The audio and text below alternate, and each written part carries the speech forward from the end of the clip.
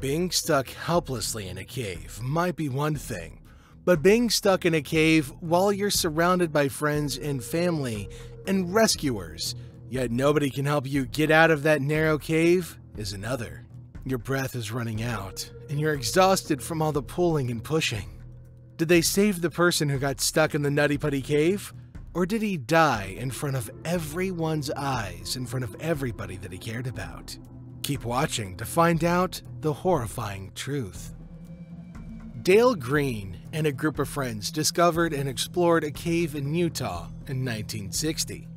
They named it the Silly Putty Cave after exploring its small bends and corridors lined with clay that had the texture of soft brown putty.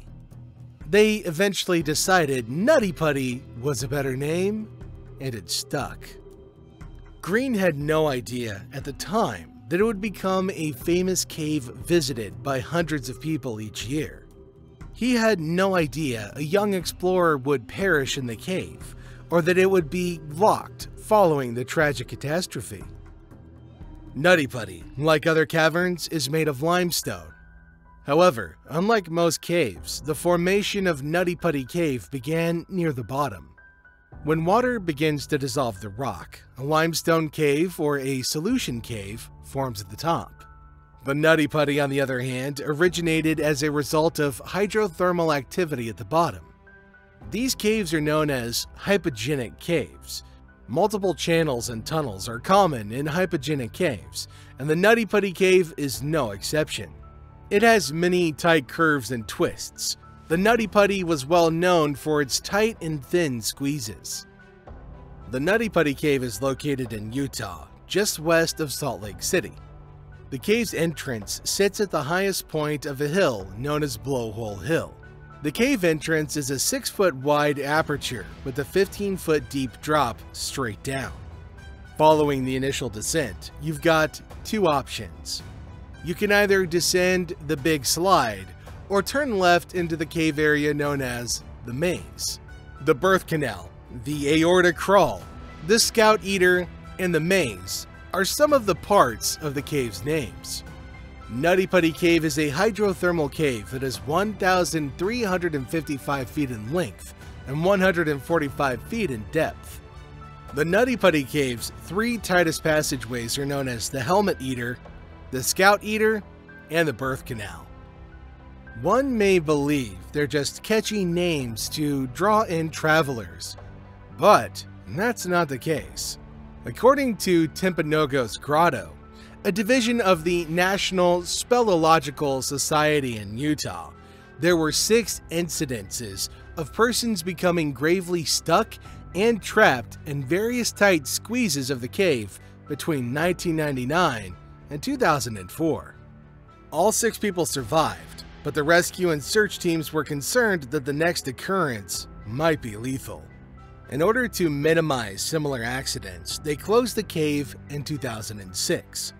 From 2006 to 2009, the Nutty Putty Cave was closed for 3 years.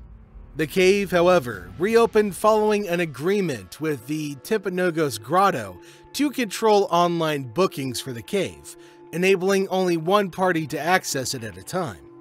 Furthermore, it was thought to be safer to padlock the cave entrance at night.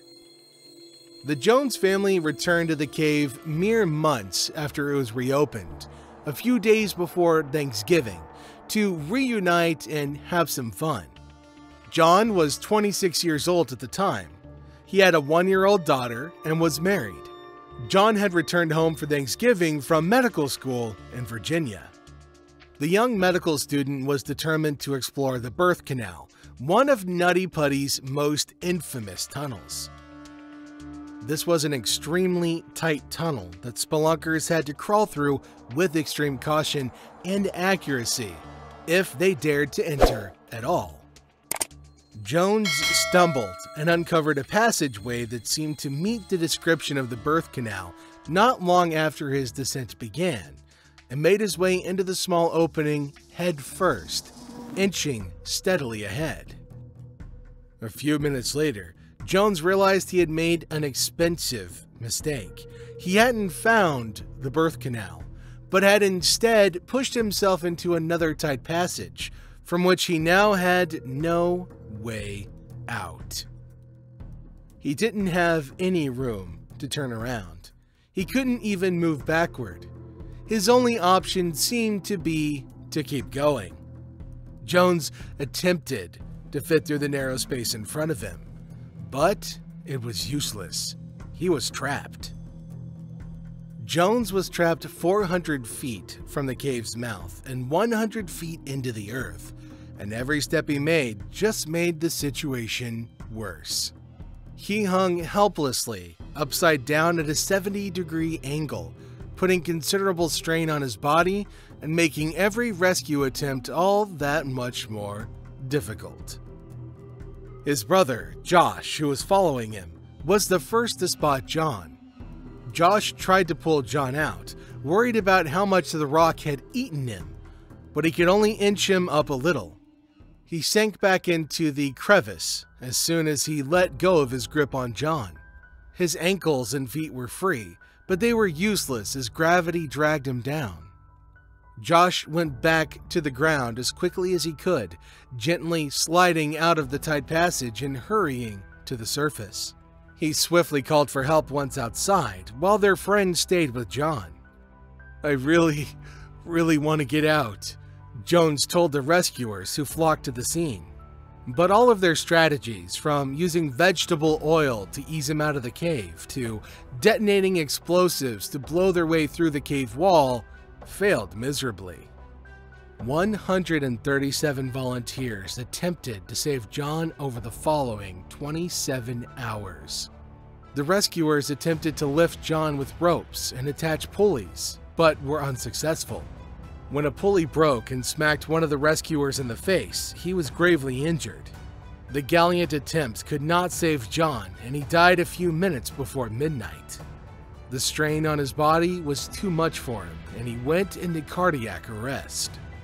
It was the 25th of November, the day before Thanksgiving, and because his body could not be extracted from the cave, his parents chose to leave it there. Following the accident, the Nutty Putty Cave was sealed and permanently closed. Dale Green, who found the Nutty Putty Cave, was opposed to its closure. He believed that only one piece of the cave should be shut. As a result, there is a chance that the Nutty Putty Cave will reopen in the future. Meanwhile, if you want to simulate the experience, watch the film The Last Descent, which is based on John Edward Jones' attempted rescue from the Nutty Putty Cave. And it really makes you wonder, is Mr. Green being insensitive for wanting to reopen a cave where a man died? Let us know what you think in the comments section below. And as always, thank you very much for choosing to spend your time with us today. We'll see you in our next video.